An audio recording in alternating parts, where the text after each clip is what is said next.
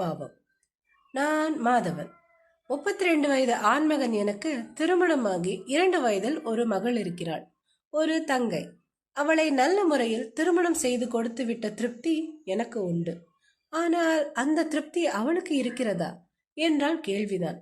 அன்று மதியத்திற்கு தேவையான காய்கறிகளை வாங்கிக் கொண்டு நான் வீட்டிற்கு செல்லும் வழியில் வீட்டை அடையும் முன்னே என் தங்கை மாலதியின் குரல் உரத்து கேட்டது.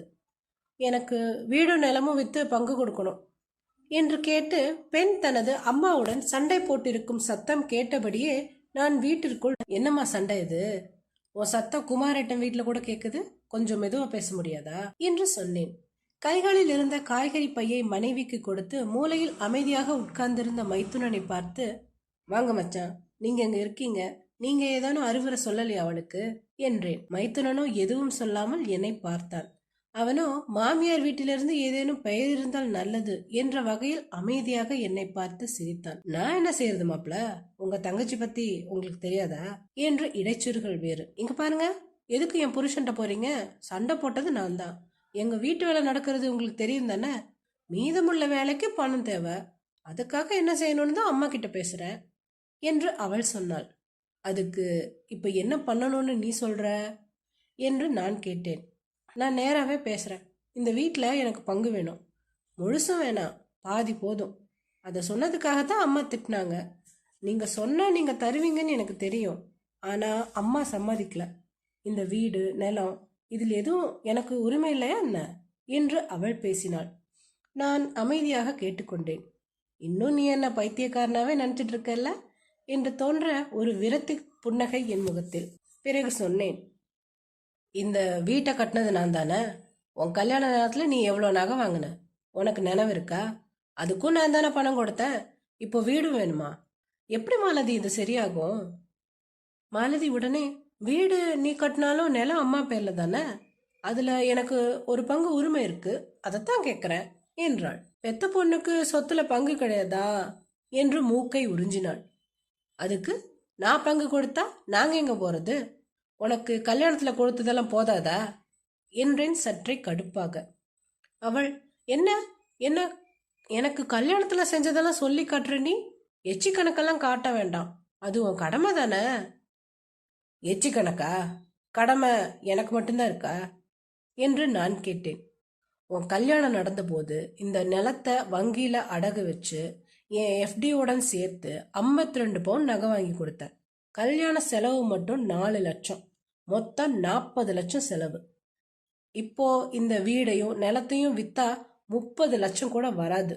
இதுதான் நீ சொல்ற எச்சி கணக்கா? உனக்கு மனசாட்சி இல்லையா என்றதும் தங்கை என்னை முறைத்தாள்.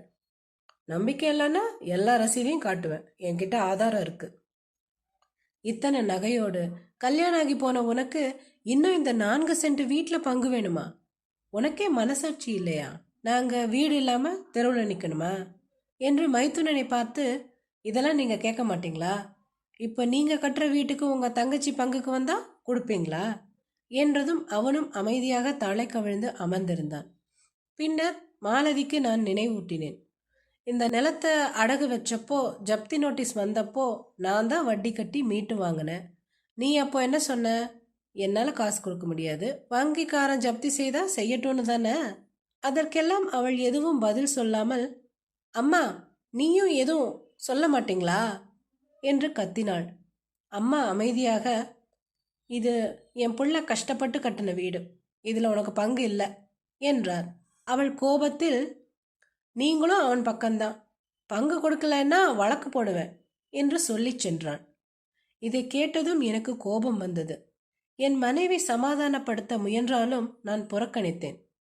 போய் வழக்கு போடு, இந்த வீடும் நிலமும் இப்போ என் பெயரில் தான், ஆதாரம் எல்லாம் என் கையில் இருக்கு, உன் பங்குக்கு உரிமை இல்லை. வீடு வேணும்னா உனக்கு கொடுத்த நகையெல்லாம் விற்கலாம், அல்லது உன் கணவர் லோன் எடுக்கட்டும். இனிமே என் வீட்டுக்கு வர வேண்டாம். குழந்தைக்கு மாம சீர் அதுக்கெல்லாம் என்கிட்ட பணம் கேட்காதீங்க, அவ உங்கள் பொறுப்பு என்றேன். மைத்துனனையும் பார்த்து, நீயே உன் மனைவியை பார்த்துக்கோ, இங்கிருந்து இனிமே ஒரு காசும் கிடையாது, உறவும் கிடையாது என்று சொன்னேன்.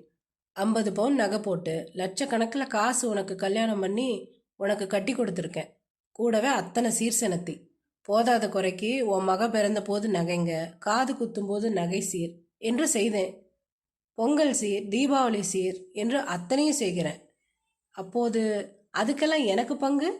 நீயே ஒரு கணக்கு போட்டு பங்கு கொடு என்றதும் அண்ணனை அதிர்ச்சியாக பார்த்த மாலதி அதன்பின் கோபமாக ஒன்றும் பேசாமல் வெளியேறிவிட்டாள். அவள் போய்க் கொண்டிருக்கும் போது அம்மாவின் கண்களில் நீர் தெரிந்தது. அம்மா, உங்களுக்கு வருத்தமா?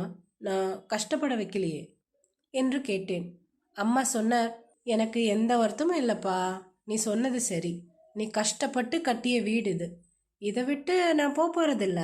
அவளுக்கு நல்லபடியாக நகை போட்டு கண்ணுக்கு நிறைய தான் நீ கட்டி கொடுத்துருக்க. இன்னும் சீர் செய்யற. எவ்வளோ கொடுத்தாலும் இந்த சின்ன இடத்துல பங்கு கேட்குறா. அது நியாயம் இல்லை.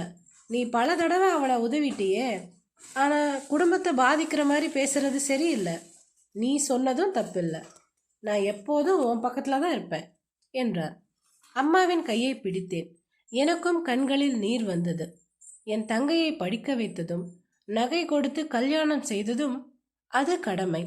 ஆனால் என் கனவாக கட்டிய வீட்டின் வியர்வை பணத்தை எப்படி பங்காக கொடுக்க முடியும்? ஆண்களும் பாவம்தானே.